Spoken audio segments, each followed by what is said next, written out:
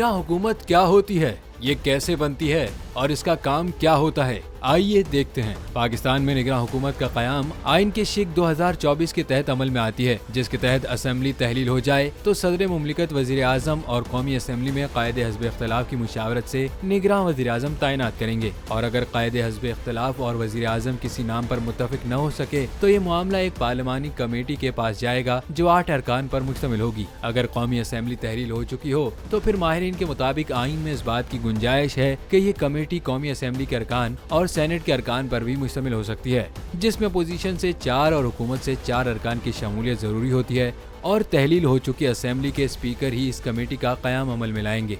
ये अरकान वज़ीर आज़म और अपोजिशन लीडर नामजद करते हैं और फिर इस कमेटी के सामने 2 नाम वज़ीर आज़म तजवीज़ करते हैं और 2 नाम अपोजिशन लीडर तजवीज़ करते हैं। अगर ये कमेटी भी फैसला न कर पाए तो ये मामला इलेक्शन कमीशन के पास जाता है, जिसने 2 दिन के अंदर अंदर निगरां वज़ीर आज़म या वज़ीर आला के नाम का ऐलान करना होता है। पाकिस्तान में निगरां हुकूमत की असल जिम्मेदारी आम इंतखाबात में मुंतखब होने वाली हुकूमत के इंतजाम संभालने तक मुल्क के रोजमर्रा के मामला चलाना होता है और उसे फैसलों और पॉलिसी साजी के हवाले से मुंतखब हुकूमत जैसे इख्तियारात हासिल नहीं होते।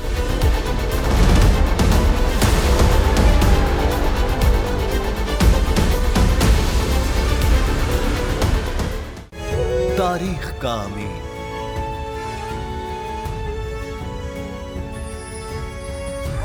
आजादी की अलामत।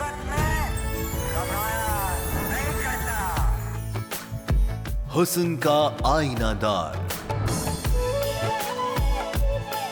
फिक्रो नजरिए की अक्कास। सरफराजी का गवाह, यानी हम सबका निगहबान पाकिस्तान।